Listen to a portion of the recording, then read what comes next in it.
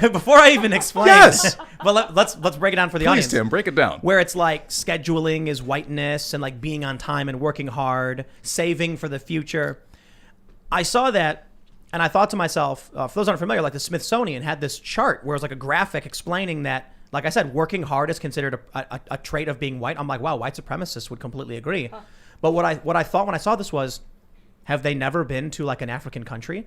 Like people have jobs. People have schedules. People work hard. People save for the future. They're racists. They literally think that like these countries in Africa that function, that have employees and businesses, and that are predominantly black, don't have schedules? Yeah. Don't save money in a bank? Also, you have to imagine that whoever created that poster, I'm sure they had to meet a deadline at some point. You know, they had to be able to compose their sentences properly and make their points. You know, follow their schedules. Their schedules. It's this. I mean, I had an argument with one of my Harlem roommates actually, and he actually was mad at me. I was talking about striving for financial success. He's like, man, that's just. He reacted, man, that's just another way of trying to be white, man. And I was like, there's a lot of Nigerian and Japanese businessmen, I think, who disagree with that notion. You know, but how sinister is it? How insidious is it that these people who claim to be fighting on my behalf say that anything that you could possibly do to improve your life means that you are not really who you are?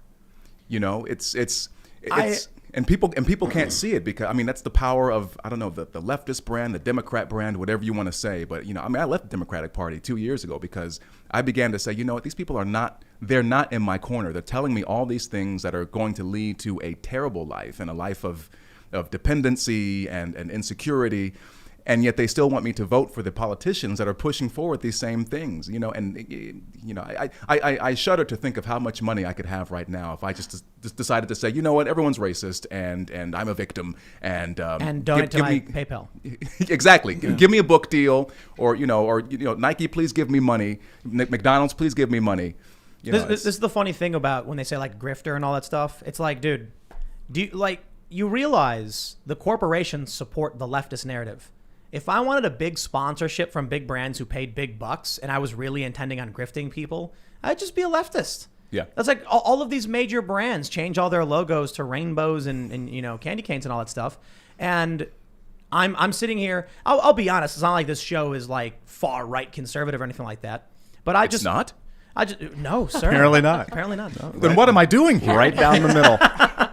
I mean, that's the funny thing bullseye. too. It's like the centrist doesn't exist to any of these people. No. It's funny. So like I have you know, some descriptions of me say Tim Pool has been variously described as left wing and right wing. It's like maybe it's because I'm a centrist.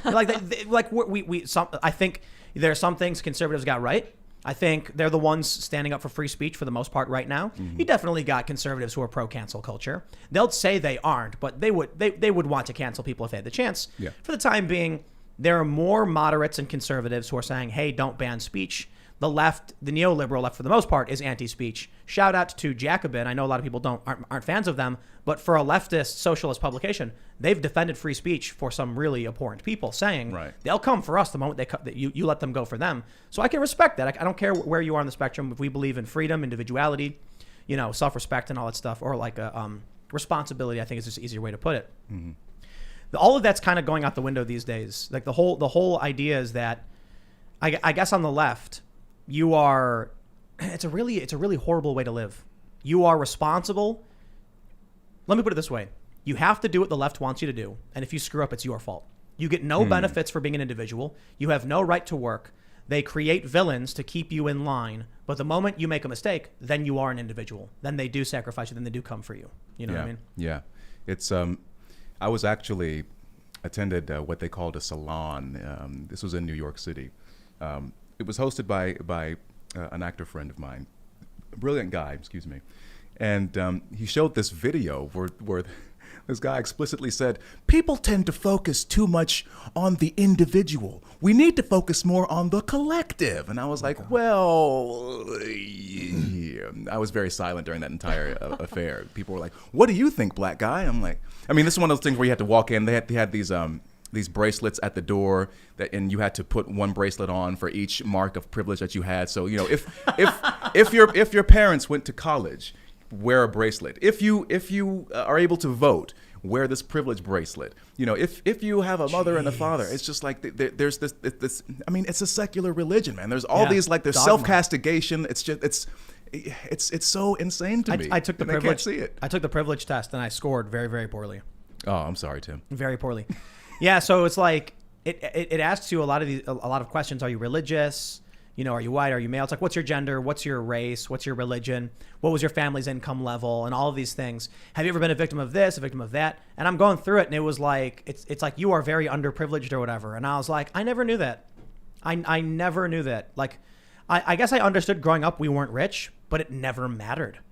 Also, what is the right amount of privilege? You notice nobody ever really dictate or quantifies what that is. You're overprivileged or you're underprivileged, but no, what is the perfect amount of privilege that we're allowed to have?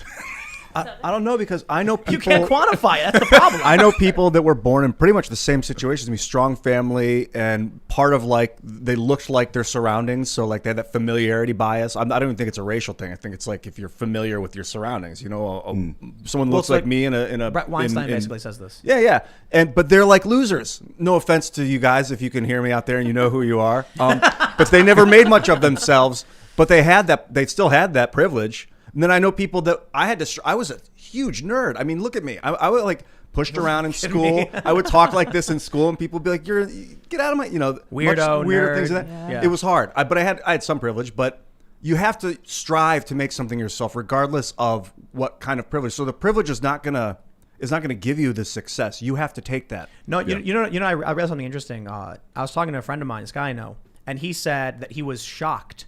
He was not that. He said it's shocking that we don't teach Juneteenth in schools. And I said, bro, they taught me Juneteenth in school.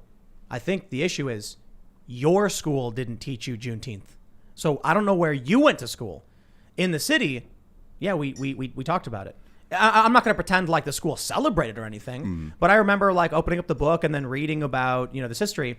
And I think the issue was, like, where he grew up in his community, perhaps his community didn't, like, there's certain stories and certain things they didn't think were as relevant, so they ignore them.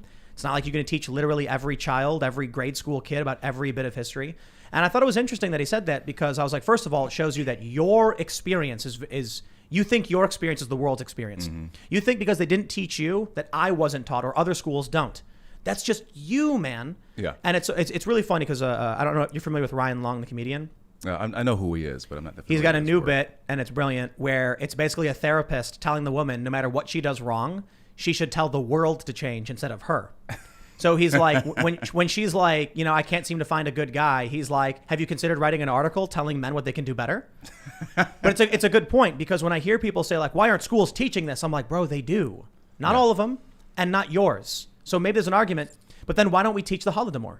You know what I mean? Like, you choose what you think matters to you. See the problem? I'm not here to disrespect anybody's struggles or plights. And I also don't know what history is more important based on privilege. Is the Holodomor ignored because it was white people? Oh, I'm sorry.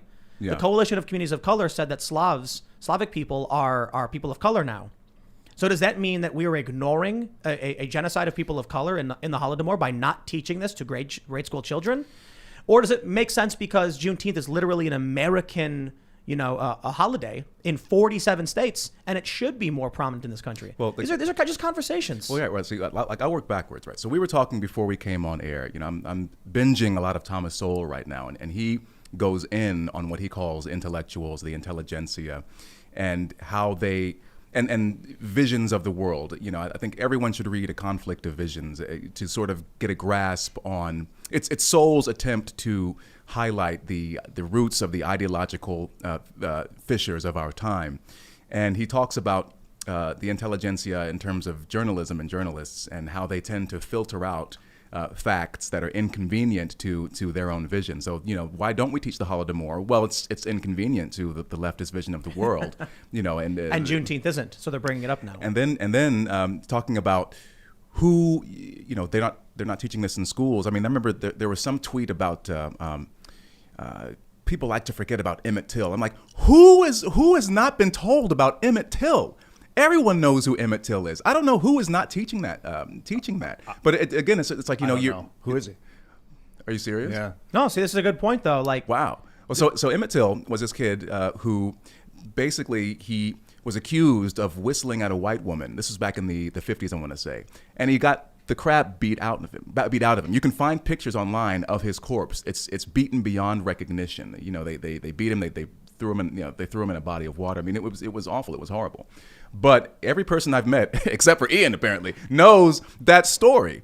And but this idea, like, we're not teaching this is wrong. And the last thing I want to say, just working back a little bit, is that June should be Black History Month. The one stereotype that I will accept about Black folks is that we do not like the cold. They gave us the shortest, coldest month right? February. to celebrate our history. Why June's is that? nice. That's just ridiculous to me. But even better, when you said June should be Black History Month, I'm like, that is the month of Juneteenth.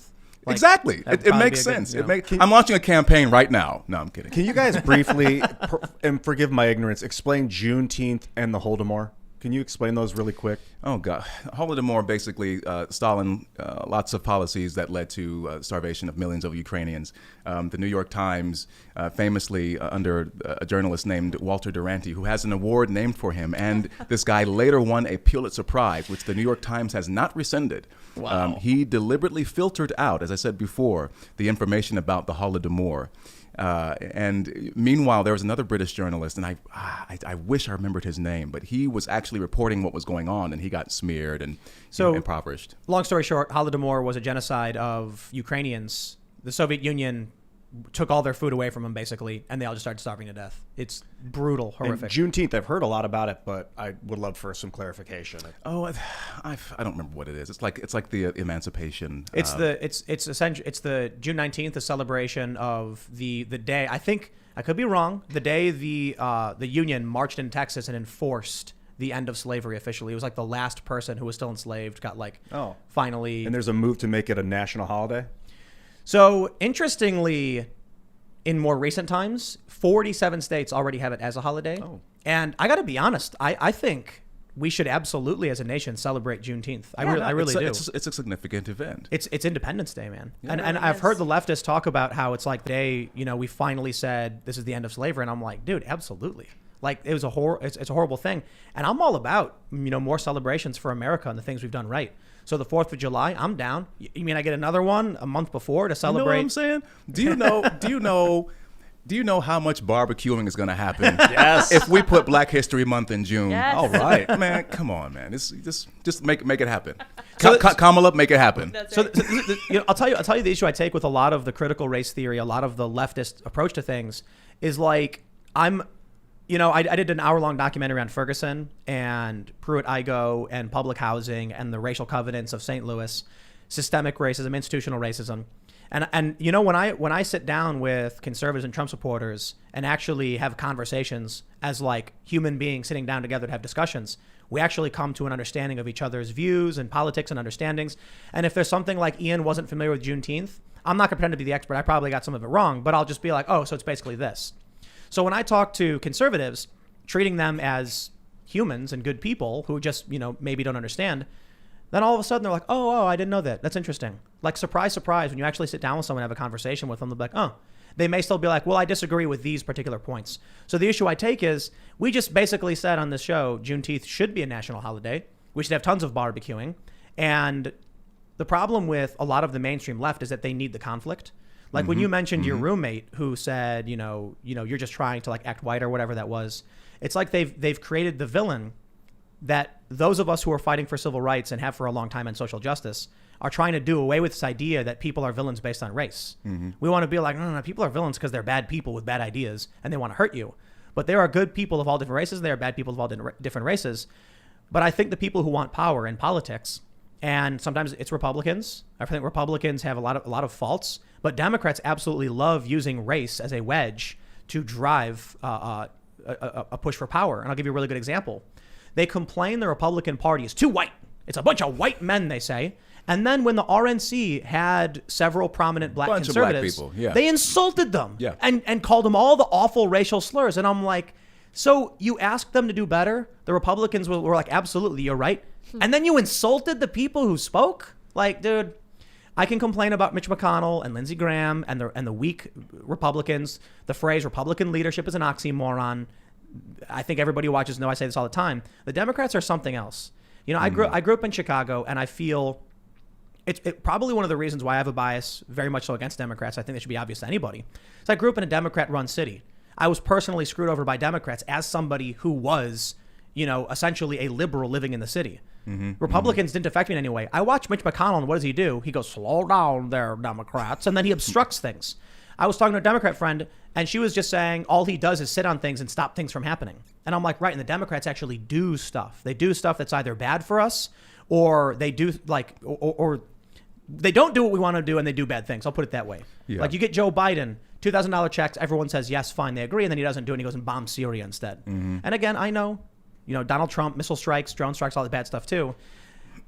There's a lot to unpack, breaking down all of that stuff, but ultimately, I really do feel like the Democrats are worried if we actually had the conversation where it was like, oh, I don't really care about race or gender and stuff. I think people are, you know, should be treated respectfully, and you know, we should come together and fight for common causes, particularly class issues. Oh, that's bad news for them. Well, I'm convinced that most of us in this country agree on a lot of things. There are some hot button issues like abortion, for instance, that are just really emotional, and people have very divergent views on that. But I think we agree on more things than we are led to believe. And I say all the time, get off of social media, don't stop watching the news, and just start talking to people, and you'll see just how, you know, when I left New York City, the dystopian wasteland that it's now become. And I went to a city like Atlanta, and you know, I was so heartened by just talking to people who are not in this progressive bubble, who they're connected to life in a way that people in New York City are just not, and they have concerns that you know that New Yorkers just aren't really privy to. Thanks for checking out this clip from the Timcast IRL podcast. If you want to see the full show, come back to this channel, youtube.com/TimcastIRL, Monday through Friday at 8 p.m., where you can leave comments and super chat, and we actually will read your comments on the show. Don't forget to like, share, subscribe, and if you want exclusive members-only content, segments you can't get anywhere else, go to timcast.com, become a member, and we even have full bonus episodes. Thanks for hanging out, and we'll see you all next time.